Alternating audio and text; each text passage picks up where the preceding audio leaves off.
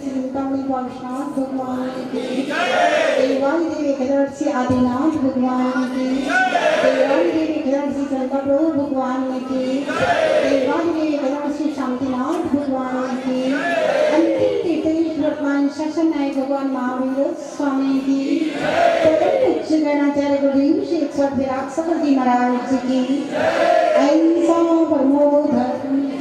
अजय परम पूज्य श्रमणी गणनी हरिका गुरु मायन समाज विभाश्री माता जी की, समस्त हरिका संघ की।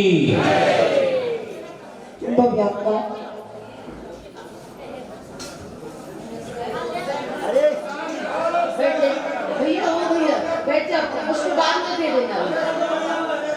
पुजारी भैया बैठ जाइए। भव्य आपका नई वर्ष के उपलक्ष्य में सबको मंगल आशीष, सबका जीवन हर दिन हर क्षण हर वर्ष मंगलमय हो। भव्यात्मा जीवन मंगलमय हो, हर क्षण मंगलमय हो, हर नाम मंगल हो, हर स्थापना मंगल हो, हर द्रव्य क्षेत्र काल सब कुछ मंगल हो। इसके पीछे रहस्य है कि हमारे भाव मंगलमय। अगर हमारे भाव मंगलमय हैं तो आपका जीवन निश्चित रूप से मंगलमय होगा। हाँ, कोई पिछला पाप कर्म का किसी अमंगल भाव का प्रभाव हो सकता है, वह थोड़े बहुत दिन में कट जाएगा, क्योंकि कर्म बांधने में जितना समय लगता है काटने में उतना समय नहीं लगता। महत्वपूर्ण ये है कि हमारे भाव मंगलमय हो। वर्तमान की भाव को अमंगल करने के लिए रोटी, कपड़ा और मकान की आवश्यकता आड़े नहीं आती। भाव को अमंगल करने के लिए जो बीच में समस्याएं आती हैं वो है हमारी अहंकार की समस्याएं, ईर्ष्या की समस्याएं, एक दूसरे के प्रति कंपटीशन की समस्याएं, एक दूसरे के नीचा दिखाने की समस्याएं, खाली दिमाग, शैतान का घर, इसकी पंचायतियां, उसकी पंचायतियां, ये सब समस्याएं हमारे भावों को अमंगल कर देती हैं। और जहाँ पर भाव अमंगल हुए, कलह हुआ, लड़ाई झगड़े हुए, वहाँ पर डॉक्टर कहता है कि मन में संक्लेश के कारण से शरीर के जो सिस्टम है वो धीरे धीरे डिस्टर्ब होना शुरू हो जाते हैं और पता चलता है स्वास्थ्य भी खराब हो गया। और भाव अमंगल के कारण से, पाप कर्म के बंध से अर्थ समस्याएं और सब प्रकार की समस्याएं बन करके हमारा जीवन दुर्गति की ओर चला जाता है। भाव मंगल बने बने, जीवन मंगलमय हो, हर क्षण मंगलमय हो। इसके लिए भगवान महावीर के कुछ सूत्र हैं भैया, छोटों को देख करके दिए। हर आदमी की समस्या है कि वो अपने से ऊपर वाले को देखता है। किसमें? धन में, वैभव में, शान शौकत में अपने से ऊपर वाले को देखता है। परिणाम निकलता है जो उसने पाया है उसका सुख नहीं भोग पाता, जो ऊपर वाले ने पाया है उसकी ईर्ष्या में, महत्वाकांक्षा में संक्लेश भोगता है। तो व्यापक अगर जिस आदमी को रोटी नहीं मिलती वो कहता है माता जी बस दाल रोटी मिल जाए और कुछ नहीं चाहिए।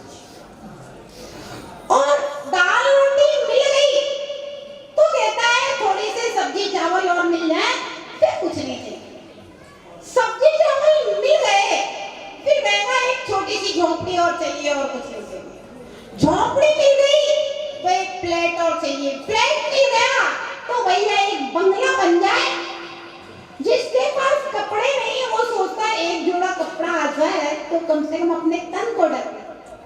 कपड़ा होता है तो भाई थोड़ा अच्छा वाला हो जाए, फिर और थोड़ी डिजाइन वाला हो जाए, और बढ़ते बढ़ते साइकिल से मोटरसाइकिल, मोटरसाइकिल से कार और कार से लग्जरी गाड़ियां, उसके बाद में भी ऐसे ऐसे लोग दिल्ली, बॉम्बे और बेंगलोर, पूना में आपको मिल जाएंगे जो हर साल नई गाड़ियां खरीदते हैं। कंपनी से जैसे ही नया मॉडल मिल निकला और उनको चाहे 50 लाख की हो चाहे 1 करोड़ की हो, खरीद लेते हैं। अगर आप अपने से ऊपर वाले को देखोगे धन वैभव में, तो इसका कोई अंत नहीं है। क्योंकि जैसे ही हम थोड़े से ऊपर बढ़ते हैं ना, तो और ऊपर वालों को देखते हैं, और ऊपर बढ़े और ऊपर वालों को देखेंगे, तो निश्चित रूप से भव्यात्मा कभी कभी व्यक्ति अपने से ऊपर वालों की बराबरी करने में अन्याय, अनीति का सहारा लेता है। और पता चलता है जब तक पुण्य का उदय है तब तक बचता रहता है, और जिस दिन पाप का उदय आता है तो सुखी राम दुखी राम हो जाता है। तो भव्यात्मा अपने से नीचे वाले को देखोगे तो सुखी रहोगे। एक शेख शादी था, भिखारी था, बड़ी प्रसन्नता से सड़कों के ऊपर भगवान का भजन गाया करता था। बड़े बड़े सेठों के सामने बस कटोरा फैला करके भीख मांग लिया करता था। एक नगर सेठ एक दिन देख रहा था, सोच रहा था मैं नगर सेठ तो हूँ, लेकिन फिर भी जो प्रसन्नता, जो आनंद इसके चेहरे पर दिख रहा है, वो आनंद मेरे अंदर आज तक कभी एहसास ही नहीं हुआ। पूछा कि भैया घर में कौन कौन है? बोले बचपन में माता पिता मर गए थे, कोई नहीं। बोले पत्नी बच्चे? कोई नहीं। एक पैर से थोड़ा सा उसका लंगड़ा था और बैसाखी लेकर के चला करता था। और पूछा मकान दुकान? बोले कोई मकान नहीं, यही सो जाता हूँ फड़ के ऊपर, वहीं एक कोने में हमारे बिस्तर रखी है कुछ बंधे हुए, सो वहीं सो जाते हैं और मांग के खा लेते हैं, भगवान का भजन करते हैं, चैन से जीते। सेठ ने पूछा भैया कुछ समझ में नहीं आ रहा, आपकी प्रसन्नता का राज क्या? भगवान ने तुझे माता पिता नहीं दिए, पत्नी बच्चे नहीं दिए, घर मकान दुकान कुछ भी नहीं है तेरा, फिर भी तू भगवान की बड़ी परवाह करता है, भगवान की भक्ति करता है और बड़ा प्रसन्न रहता है, बात क्या है? कहता है सेठ जी देखो उस भिखारी को मेरे बगल में जो बैठ करके भीख मांगता है, उसकी आंखें नहीं, वो दुनिया को देख नहीं सकता। मैं परमात्मा से प्रार्थना करता हूँ, परमात्मा आपने मुझे आंखें दी हैं, कम से कम मैं दुनिया को देख तो पाता। सेठ जी देखो उस भिखारी को, एक और जिसके दोनों हाथ नहीं है। मैं परमात्मा से प्रार्थना करता हूँ भगवान आपने मुझे दोनों हाथ दिए, कम से कम मैं आपकी प्रार्थना में हाथ तो जोड़ पाता हूँ। ये तो आपकी प्रार्थना में हाथ भी नहीं जोड़ सकता, हाथ से कटोरा लेके ना मांग सकता है, ना अपने हाथ से कुछ खा सकता है, कुछ भी नहीं कर सकता। इससे मैं सेठ जी मेरा तो एक पैर थोड़ा सा खराब है, देखो उस तीसरे भिखारी को मैं एक पैर से और बैसाखी लेके कम से कम चल तो लेता हूँ इधर से उधर, ये बेचारा इसके दोनों पैर नहीं है सेठ जी, और ये तो खिसक भी नहीं सकता है, बड़ी मुश्किल से एक स्थान से दूसरे स्थान पर कोई दूसरा खसता है तब खसकता है। जब मैं इसको देखता हूँ तो मैं परमात्मा की प्रार्थना से भर जाता हूँ, हे परमात्मा एक ही पैर खराब है, कम से कम दोनों पैर तो नहीं टूटे हैं, एक से काम तो चल रहा है बैसाखी से। सेठ जी मैंने बहुत बड़ी दुनिया देखी है, आप जैसे बहुत सारे सेठों को देखा है और बहुत सारे लोगों को मैं जानता हूँ सेठ जी। ऐसे ऐसे लोग हैं जिनके बच्चे उन्हें रोज गालियां सुनाते हैं, जिनके बच्चों ने अपने माता पिता को वृद्धाश्रम में छोड़ दिया है। मैं परमात्मा से प्रार्थना करता हूँ ना शादी हुई ना बच्चे हुए, मैं इन सब दुखों से कम मुक्त हो गए सेठ जी। और तो मैं ये सब सोचता हूँ जब मैं अभाव के विषय में नहीं, परमात्मा ने मुझे क्या क्या दिया है, परमात्मा ने मुझे ऐसे भाव दिए, कम से कम मैं उनको उपकार मान पा रहा हूँ। सेठ जी इतनी मुझे बुद्धि है, कम से कम भगवान का स्मरण करता हूँ। संसार में ऐसे भी लोग हैं जो पागल है, जिनकी बुद्धि विकृत है, और मैं परमात्मा का सबसे बड़ा उपकार मानता हूँ। कम से कम मेरे अंदर विवेक तो है कि मैं अच्छे से कुछ सोच सकता हूँ, कुछ कर सकता हूँ, और मैं सेठ जी परमात्मा की प्रार्थना, परमात्मा के उपकार को निरंतर मानता हूँ। सीट क्लास चले और यहाँ छोटों को देख कर जो आपसे नीचे अभावग्रस्त लोग हैं, आप उनको देखोगे तो जो वस्तुएं आपको प्राप्त हैं उनके प्रति सद्भावनाओं में प्रसन्नता महसूस। और अगर आप अपने से ऊपर वाले को देखोगे तो हमेशा परमात्मा को दोष देते रहोगे, भगवान ने ये नहीं दिया, भगवान ने वो नहीं दिया, वो नहीं दिया, वो नहीं दिया। बहुत सारे लोग हैं जो भगवान के सामने हमेशा कोई ना कोई शिकायत लेकर के आते हैं, कभी भी शिकायत से खाली नहीं रहते। शिकायतों का रजिस्टर लेकर के भगवान को सारी शिकायतें सुना जाओ। अपने से नीचे वाले को देख करके जियो तो आप प्रसन्न रह पाओगे। दूसरी बात यह है कि अपने से नीचे वाले को देख करके जीने का तात्पर्य है कि हम अपने से छोटों का कभी अपमान न करें, हम इतने बड़े न बन जाए। किसी चिंतक ने लिखा था, हे प्रभु मेरी उन्नति करना, लेकिन मुझे इतना ऊपर नहीं उठा देना कि मैं आपकी आवाज को सुन ना सकूं, और हे प्रभु मुझे इतना नीचे मत गिरा देना कि मैं पुकारूं और आप सुन ना सको। समतल भूमि में रहेंगे तो परमात्मा के धर्म का और हमारा संबंध बना रहेगा। बहुत नीचे गिर जाओगे, कहीं निगोद और नरकों में चले गए तो वहां से भगवान को पुकार ही नहीं पाओगे, भगवान तुम्हें सुन ही नहीं पाए। और अगर कहीं नगर सीट बन गए, बहुत पैसा हो गया, तो भगवान भी अगर तुम्हें पुकारेंगे तो धन वैभव की अंधी दौड़ में आपको भगवान की आवाज सुनाई नहीं देगी। तो कहा है भगवान इतने ऊपर मत उठाना कि तुम पुकारो और मैं ना सुन सकूं, और इतना नीचे मत गिराना मैं पुकारूं और तुम ना सुन सको। हमारा आपका संबंध बना रहे, बस मुझे ऐसी समतल भूमि दे। छोटों का अपमान मत करो, छोटों के स्वाभिमान की भी रक्षा करो, छोटों को देख करके।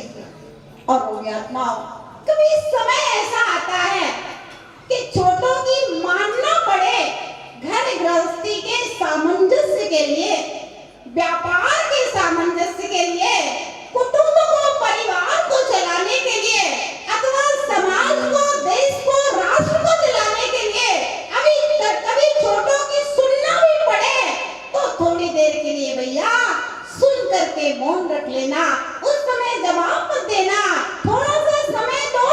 छोटे को कभी अपनी गलती का एहसास होगा और वह आपके बड़प्पन को स्वीकार करेगा। तुरंत को तड़ाक डांट फटकार नहीं करो, थोड़ा सा समय दे दो, थोड़ी सी गंभीरता और सहनशीलता और धैर्य का परिचय दो। ये मतलब है कि छोटों को देख करके जिए। अब छोटों को देख करके जिए तो हमेशा पीछे पीछे चले नहीं, बड़ों को देख करके बढ़ो। प्रथमान योग का स्वाध्याय क्यों करते हैं? आज आप शांति विधान ये भगवान के परमात्मा के मंदिर क्यों बने हैं आप बताइए? बड़ों को देख करके बढ़ो। संसार में अगर सबसे बड़ा कोई है तो पंच परम पद हैं, अरहंत सिद्धाचार्य उपाध्याय साधु। और जो नमोकार की जाप करते हैं, जो परमेश्वर की आराधना और आरतियां करते हैं, वो एक दूसरा सूत्र है, बड़ों को देख करके आध्यात्मिक क्षेत्र में आगे बढ़ो, बड़ों को देख करके सदाचार के क्षेत्र में आगे बढ़ो, बड़ों को देख करके सम्यक दर्शन, सम्यक ज्ञान, सम्यक चारित्र के क्षेत्र में आगे बढ़ो। गुणी सुख प्रबोधम, गुणी जनों को देख हृदय में,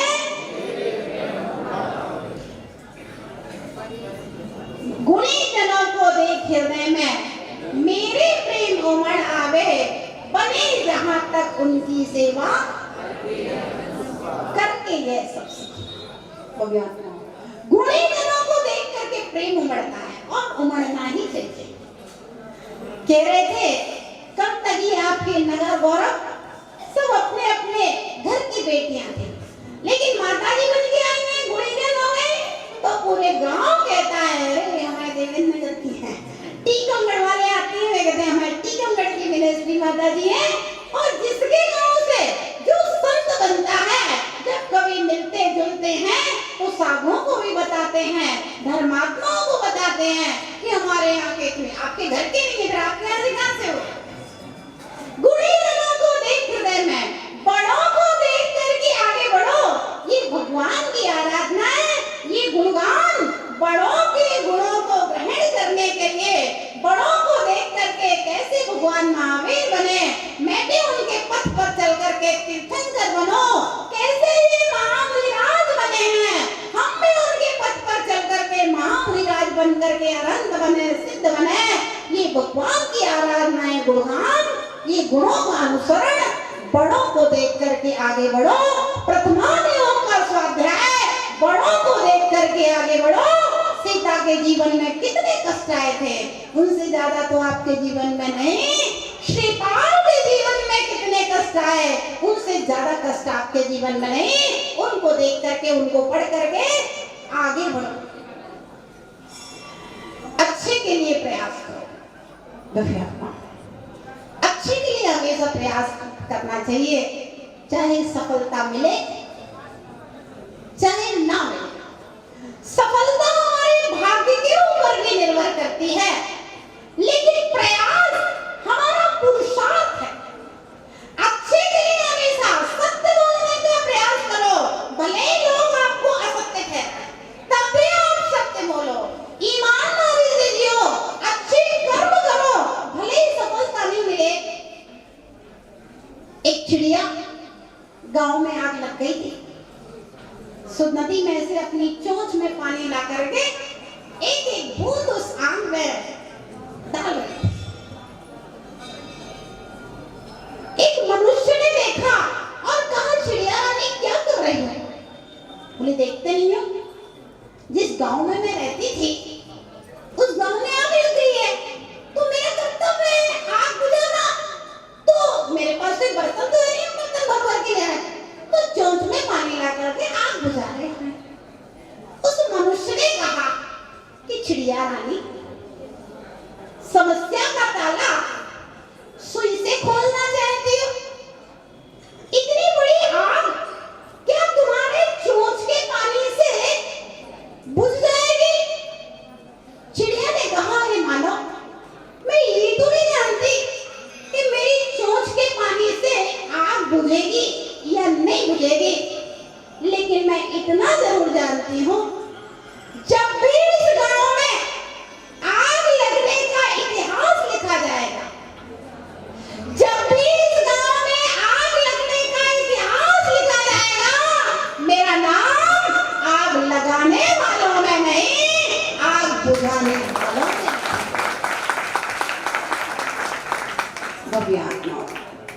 इस दुनिया में आग लगाने वाले भी बहुत हैं और आग बुझाने वाले कितने हैं ये तो हम नहीं जानते, लेकिन हम आग बुझाने वाले बने, ऐसा अपना संकल्प करें। गौतम बुद्ध के जीवन की भी एक घटना थी, जब वे संन्यास से उदास होकर परेशान होकर वापस जाने लगे। उन्होंने सुना था 6 महीने तक आदिनाथ भगवान उपवास लेकर के बैठ गए थे, तो उन्हें ज्ञान प्राप्त हुआ था।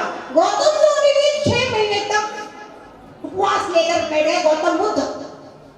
अब 6 महीने बाद उठे तो उनसे तो चक्कर आने लगे, तो उनका कुछ नहीं होना, 6 महीने से बैठा हूँ, अभी तक ज्ञान प्राप्त नहीं हुआ, चलो भाई वापस चलते हैं अपने घर, अपने राजपाट में आराम से रहे।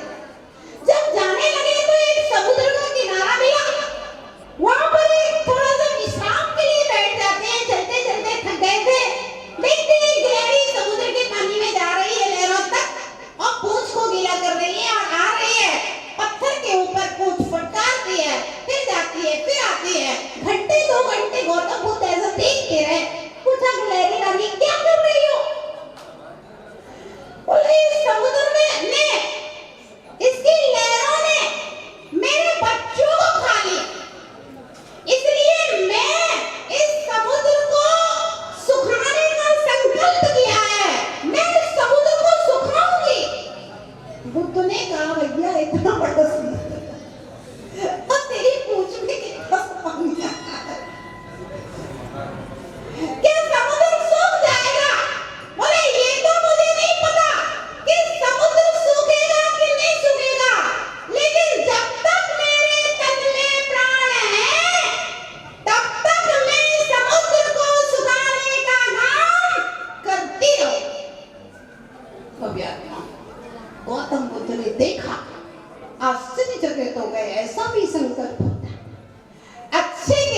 संकल्प करो, सरकार के सामने हम भले ही कमजोर हो गए समाज के लोग, लेकिन जब तक तन में प्राण है अपने संवेद शिखर को नहीं जाने देंगे।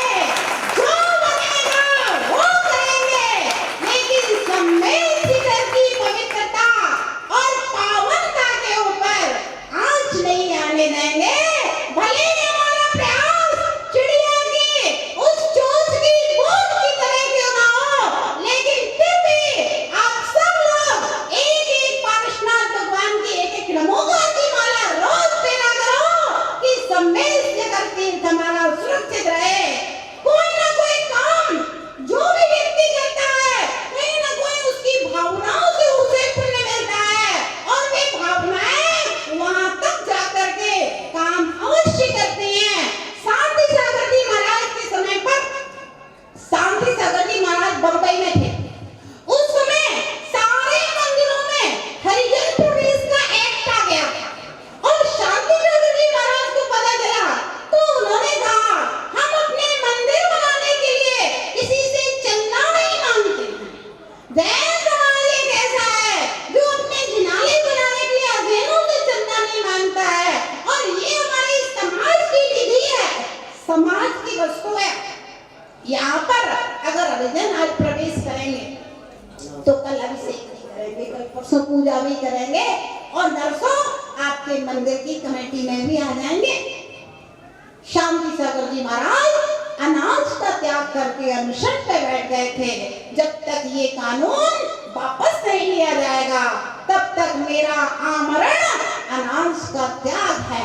और बंबई में महाराज जिस तरह से बैठ गए थे, परिणाम निकला था कि सरकार को अपना नोटिस वापस लेना था। तो भव्यात्माओं, अच्छे के लिए प्रयास करना चाहिए, और हमारे जीवन में कभी कोई बुरी घटनाएं घट जाए तो उनको अपने पिछले पाप कर्मों का उदय मान करके स्वीकार कर लेना चाहिए।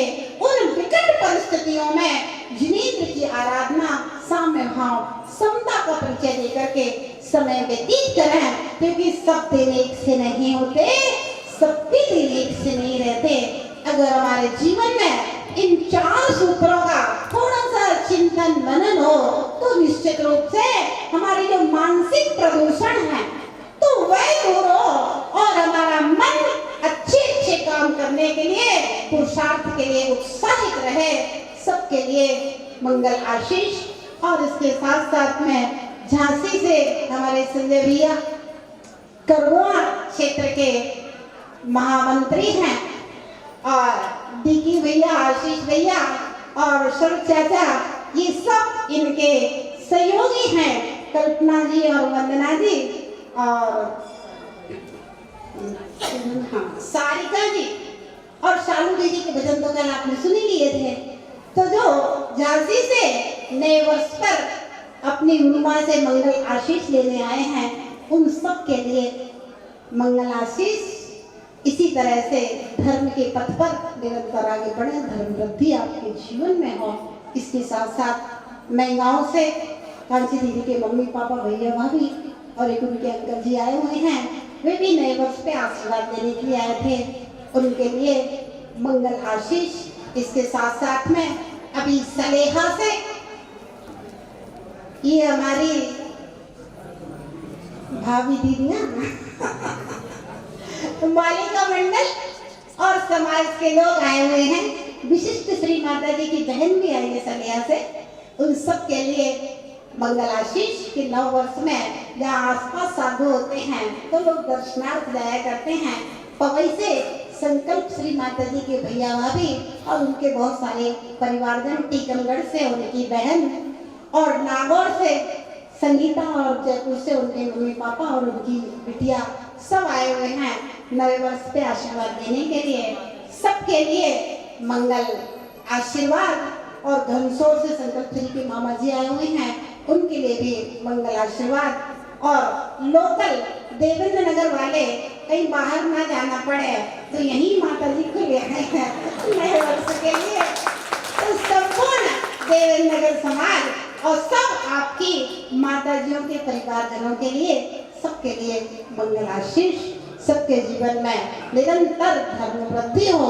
2023 ही में आपका पूरा जीवन जन्म जन्म भगवान की भक्ति में सुख शांति में गुजरे। जय बोले महावीर भगवान। पंडित जी सलेहा से विकर्ष जी बिंदुश्री माता जी के भतीजे हैं, इनके लिए मंगलाशीष, संगीत भेदकार भैया के लिए भी मंगलाशीष। महावीर भगवान की बोली परम पूज्य गणेश रमणी हरिका गुरु मां विभाश्री माता जी की, समस्त हरिका संघ की। आइए हमने आगे समर्पित कर लिए थे। ये जाप का जो मंत्र है हवन में हम 108 बार आहुति देंगे, तब करेंगे। सीधे सीधे जयमाला, पहले जयमाला फिर हवन करना। जयमाला करना। आइए जयमाला निकाल लें। Page number 46। विघ्न हरण मंगल करण शांति प्रभु का दर्श, अल्प बुद्धि के से करो अनंत गुण का स्पर्श।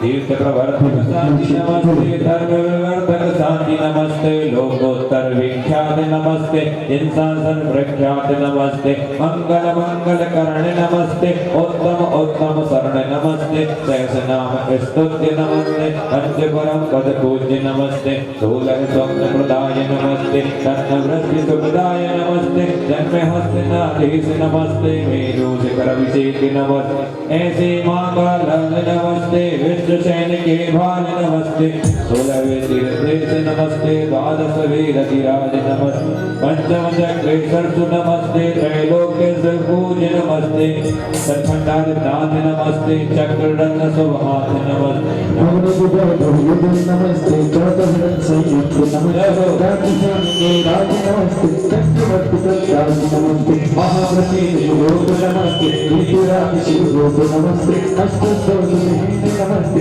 चैतन्य नमस्ते, नमस्ते, राधिका नमस्ते, भक्त नमस्ते, चौदह नाथ नमस्ते, राधिहार वधुनाथ नमस्ते, चौपाटा दक्ष नमस्ते, सर्वदक्ष पक्ष नमस्ते, नमस्ते, नमस्ते,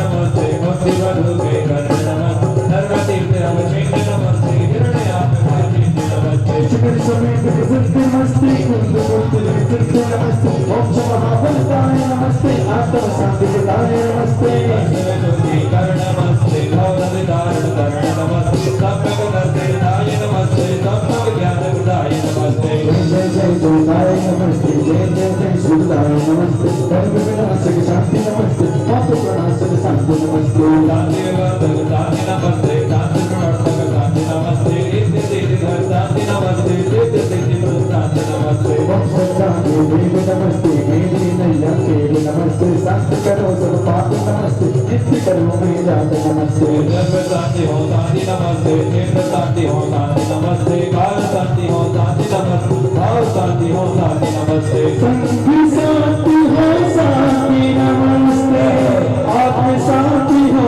शांति नमस्ते, विश्व शांति हो शांति नमस्ते।